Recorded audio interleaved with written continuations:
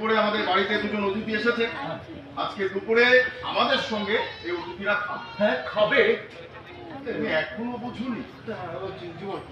ওরা দুজনেই খাবে? মানে ওরা খাবে কেন? পেটের পিছন ছুটতে ছুটতে ছেলে এলো আর এসেই আমাকে থপ করে প্রণাম করলো। কেন সব পেটের গর্ত বোঝাবার মুরদ নেই, সেই জন্যে। কার্যকর্তা মোড়ো তো দেখতেই পাচ্ছি। আমি চললাম, আমি খাওয়া দাওয়ার ব্যবস্থা করতে যাচ্ছি।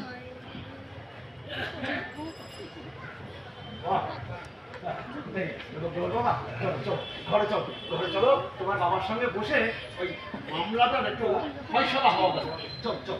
ফয়সালা কি বাকি রইল? সবই তো জেনে গেলে। না না না, আমি কিচ্ছু জানিনি, কিচ্ছু জানিনি। ওই জীবনের কথা আমি মরতে বিশ্বাস করি না। চলো চলো, ঘরে চলো। বাবার সঙ্গে ঘরে চলো, চল। আর যেতে হবে না বেয়াই। হ্যাঁ? আমি আর বউ যখন আছে হ্যাঁ। তো সব ফাঁস হয়ে গেল।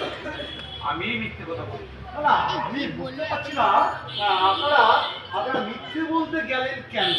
এমন নয় যে আপনাদের ঘরে অন্নাভাব তাই মিথ্যে বলে খেতে এসেছে। হ্যাঁ বেয়াই, মিথ্যে বলেই খেতে এসেছি আমরা দুজনেই। আপনারা মিথ্যে বলে খেতে এসেছেন? আজ 5 দিন কিছু হয়নি, আমি খুব লজ্জিত, তার জন্য আমি ক্ষমা চেয়ে নিচ্ছি। আপনারা খেতে এসেছেন আমাদের বাড়ি? বড় অন্নভাব বেয়াই, 5 দিন তো কিছুই জুটেনি। জীবন তো তখন ক্যাজুয়াল কাজ করে